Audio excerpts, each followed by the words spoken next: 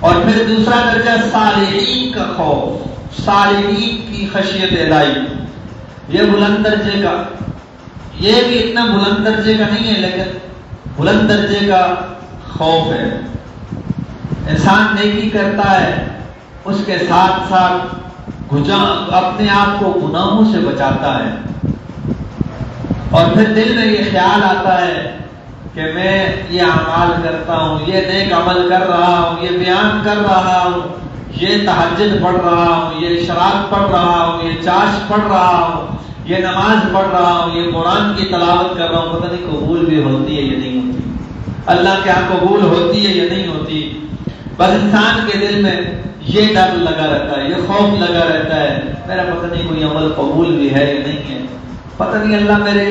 میرے ان اعمال کو قبول بھی کرتے ہیں یا نہیں کرتے، تو انسان ڈرتا ہے۔ حضرت مولانا رشید احمد گنگوئی رحمۃ اللہ علیہ کے بارے میں آتا ہے، ایک دفعہ مالٹا کی جیل میں ان کو بند کیا ہوا تھا، تو انگریز نے یہ آرڈر جاری کیا ان کو مشقت میں ڈالا جائے، تکلیفوں میں ڈالا جائے، تاکہ ان تکلیفوں میں ہی ان کی موت واقع ہو جائے، یہ جو ہے دنیا سے چلے جائیں۔ اب حضرت رشید احمد گنگوئی رحمۃ اللہ علیہ رونے لگ گئے۔ حضرت مدنی رحمۃ اللہ علیہ، حسین احمد مدنی چونکہ ان کے شاگرد تھے، حضرت مدنی ان کے ساتھ تھے، حضرت مدنی رحمۃ اللہ علیہ نے اپنے استاد محترم حضرت مولانا رشید احمد گنگوئی سے پوچھا، حضرت رو کیوں رہے ہیں، آپ رو کیوں رہے ہیں؟ تو حضرت نے فرمایا، بعض دفعہ ایسے ہوتا بچہ انسان کی جان کو بھی اللہ کو جو ہے لگا لیتے ہیں، انسان کا مال بھی لگ جاتا ہے، انسان کا وقت بھی لگ جاتا ہے، لیکن اللہ قبول نہیں کرتے، میں اس لیے رو رہا ہوں، ایک جان ہے اللہ کے دین کے لیے یہ بھی قربان کر دوں گا، اگر اللہ نے قبول نہ کی تو میرا کیا بنے گا؟ تو یہ خوف تھا ان کو، پتہ نہیں یہ قربانیاں دے رہے ہیں، یہ مشقتوں میں زندگی گزار رہے ہیں، یہ تکلیفوں میں زندگی گزار رہے ہیں، پتہ نہیں اللہ کے ہاں قبول ہوتی ہے یا نہیں ہوتی، پتہ نہیں اللہ میری عبادات کو قبول کرتے بھی ہیں نہیں کرتے، میں تنگ دستی میں زندگی گزار رہا ہوں، پتہ نہیں اللہ میری اس تنگ دستی کو قبول بھی کرتے یا نہیں کرتے، میں خواہشات کو قربان کرتا ہوں، پتہ نہیں اللہ میری ان خواہشات قربان کرنے کو قبول بھی کرتے ہیں یا نہیں کرتے، تو یہ ایک خوف اور ڈر لگا رہتا ہے۔ تو یہ بھی ایک خشیت الہی کا درجہ ہے، انسان کو ہر وقت یہی ڈر لگا رہتا ہے، پتہ نہیں میں یہ اعمال کرتا ہوں، میں نے یہ مسجد کا کام کروایا، یہ مدرسے کی خدمت کر رہا ہوں، پڑھ رہا ہوں، پڑھا رہا ہوں، پتہ نہیں قبول بھی ہوتا ہے یا نہیں ہوتا، یہ بھی ایک خشیت الہی کا درجہ ہے۔ اسی لیے کسی شاعر نے کیا خوب کہا، میری قسمت سے الہی پائیں یہ رنگ قبول، پھول کچھ میں نے چنے ہیں ان کے دامن کے لیے،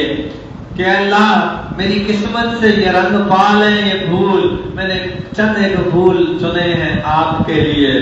تو انسان کوشش کرے کہ انسان اس درجے کو حاصل کرے،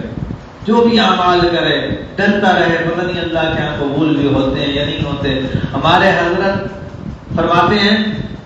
ایسے ایسے مشائخ گزرے ہیں کہ ساری رات عبادت کرتے تھے، رات کے آخری پہر میں روتے تھے، اللہ جس طرح رات کو عبادت کرنے کا حق تھا ہم حق ادا نہ کر سکے۔ خود نبی علیہ السلام کے بارے میں آتا ہے، نبی علیہ السلام ساری رات عبادت کرتے تھے،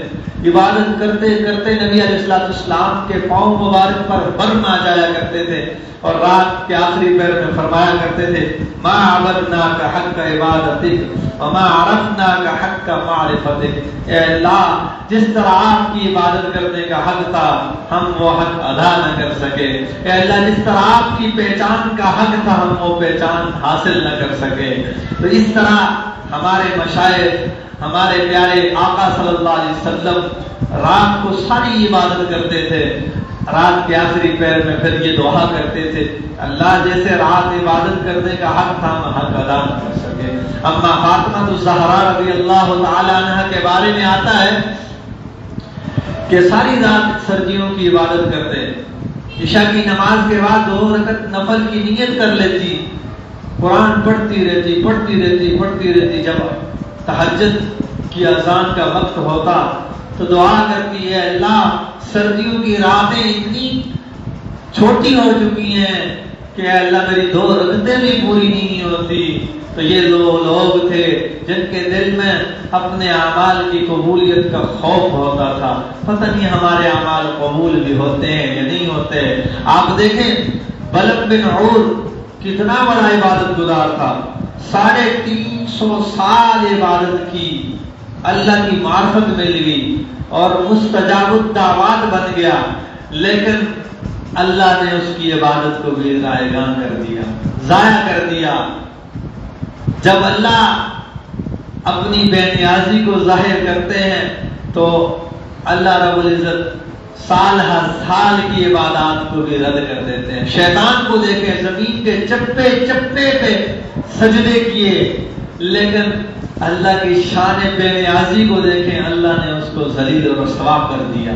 اس لیے ہمیں ڈرتے رہنا چاہیے کہ کہیں یہ اعمال کرتا ہوں قبول بھی ہوتے ہیں یا نہیں ہوتے، یہ نماز پڑھتا ہوں، یہ سجدہ کیا، پتہ نہیں اللہ کے ہاں قبول ہوتا ہے نہیں ہوتا، کیا پتہ یہی نماز کالے کپڑے میں لپیٹ کر میرے منہ پر مار لی جائے۔ اس لیے یہ خشیت الہی کا دوسرا درجہ ہے کہ انسان اعمال کرے اور قبولیت کا ڈر لگا رہے، خوف لگا رہے، پتہ نہیں قبول بھی ہوتے ہیں یا نہیں ہوتے، پتہ نہیں اللہ کے ہاں یہ قبول ہوتے ہیں یا نہیں ہوتے۔